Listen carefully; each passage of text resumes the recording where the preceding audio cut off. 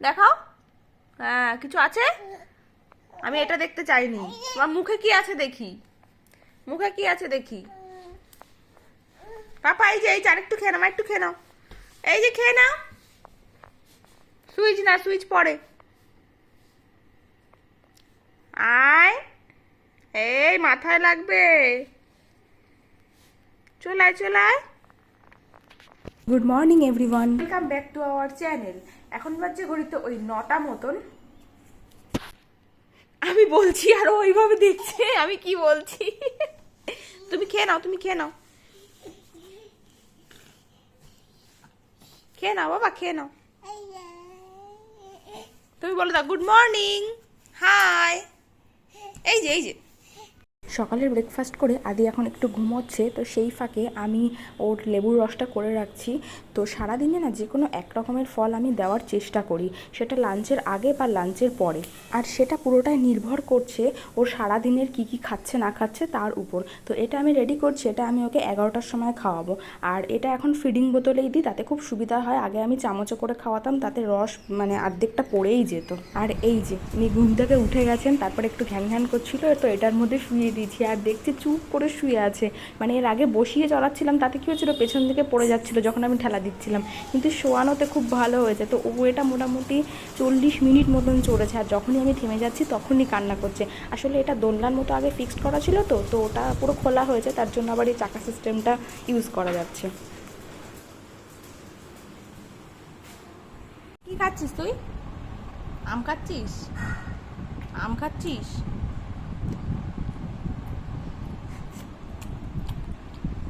পুচ পুচ করে আওয়াজ হচ্ছে, এই খেলিস না। স্নান করার আগে একটু আম দিয়েছিলাম, তো আমটা পুরো গায়ে টায়ে মেখেছে। আর খুব একটা বেশি আমও ভালো খায় না, অন্যান্য ফলও যাও ভালো খায়, আমটা দেখলাম ভালো খায় না। তো যাই হোক, আমি ওর ঝটাপট করে দুপুরের লাঞ্চটা বানিয়ে নিই। এটা ওকে আমি ওই 1:45-1টা নাগাদ দেবো। তো আমি আজকে শিঙি মাছের ঝোল বানাবো, তো চলুন ঝটাপট করে বানিয়ে নিই।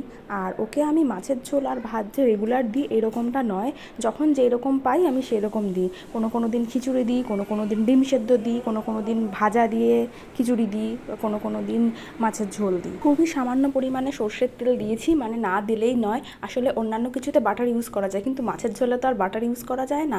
তো বাচ্চাদের জন্য কোন সর্ষের তেলটা ভালো সেটা যদি কেউ জানেন প্লিজ আমাকে একটু কমেন্ট করে জানাবেন। আসলে আমার একদমই জানা নেই। তো নর্মালি আমরা বাড়িতে যেটা খাই ফরচুনের, সেটাই আমি দিয়েছি।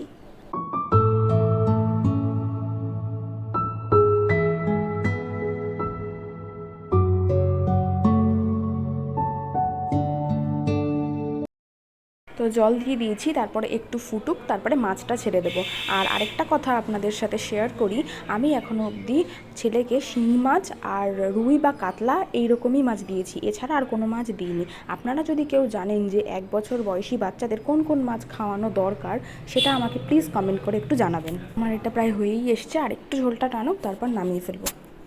শান্তি নেই, পুরোটা ফাঁকা করতে হবে। অলরেডি এতগুলো বার করে ফেলেছে বাবা, পুরো বার করতে হবে না, সব বার করবে আগে।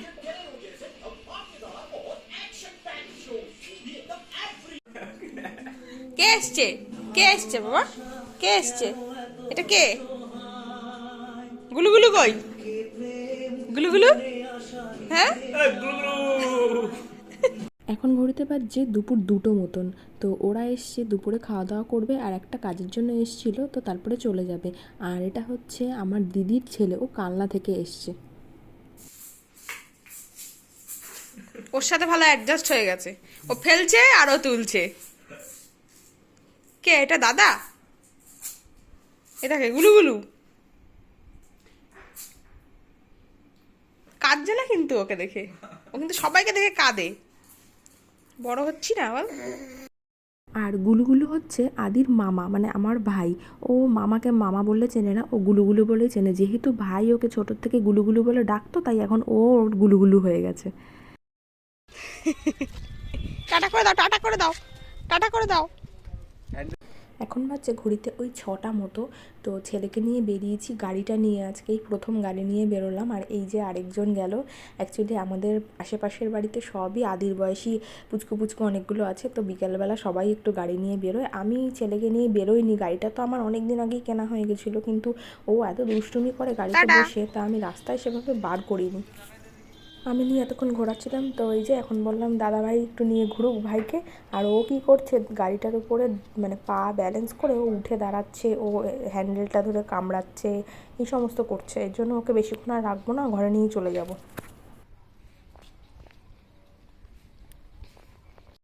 এখন ঘড়িতে বাজছে ওই 6:45 মতো, কিন্তু ওয়েদার দেখে কেউ বলবে এখনও পুরো আলো রয়েছে বাইরে। তো আমি ছেলেকে নিচে একটু রেখে নিজে একটু ফ্রেশ হয়ে নিলাম, তারপরে সন্ধ্যে টন্ধে দিয়ে ছেলের খাবার টাবার বানিয়ে তারপরে আদিকে নিয়ে ঘরে আসবো, ওকেও একটু গা হাত পা মুছিয়ে দেবো। আর এই গরমের মধ্যে ও বাইরে ঘুরেছে, তো ওর প্রচণ্ড ঘাম হয় এমনিতেই। তো আমি চেষ্টা করি যখনই ওকে আবার ঘরে ঢোকাবো তখন ওকে পুরো ফ্রেশ করে একদম ময়শ্চারাইজার মাখিয়ে রেডি ফেডি করে আর ওকে বাইরে খুব একটা বেশি বার করি না। তো এই যে আমি মাথা একটু আঁচড়ে নিচ্ছি, সারাদিনে এই একবারই মাথা আঁচড়ানোর সময় হয়। আর চুলের এত অযত্ন কী আর বলবো, চুলগুলো সব গেছে। তারপরে আমি এখানে একটু পপকর্ন বানিয়ে নিলাম, অনেক দিন ধরে একটা পপকর্নের প্যাকেট পড়েছিল, বানানোই হচ্ছিল না। পপকর্ন নে, একটা জায়গাতেই নিয়ে এসেছি সবার। এই এক প্যাকেট ছিল কবে ওইটাই ওইটাই ওইটাই। এই জল খা, ঘেমেছিস। সব পাগলামো চলছে এখানে। এবার ওর নাচ দেখে ও দেখবি কেমন খ্যাপাটে করবে, কর ওইও করছে।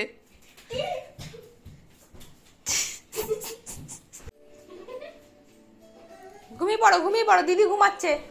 এই দেখ ঘুমা ঘুমা, ওই যে ঘুমাচ্ছে। ওই দে দিদি কি করছে।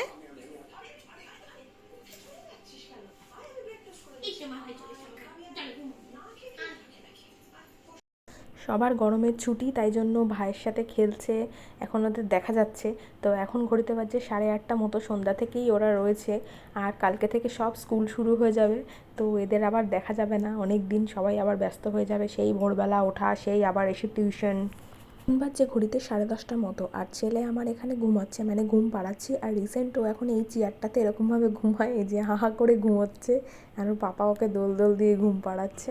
আর সন্ধ্যাবেলাটা না সবসময় আমি আর আদি তো ঘরের মধ্যে থাকি, কেউ একটা আসলে সত্যিই ভালো লাগে, সময়টাও কেটে যায়, মনটাও ভালো হয়ে যায়। তো ওরা ছিল সন্ধ্যা থেকে, প্রত্যুষা আর সূর্য বেশ হাসাহাসিও হলো, আর তাড়াতাড়ি সন্ধ্যাটা কেটে গেল, বুঝতেই পারলাম না। তো যাই হোক, ছেলে আমার ঘুমিয়ে পড়েছে, আর আমিও আস্তে আস্তে আমার ভিডিওটা এখানেই শেষ করছি। যদি কারোর ভালো লেগে থাকে আমার ভিডিও, অবশ্যই সাবস্ক্রাইব করবেন। Thank you.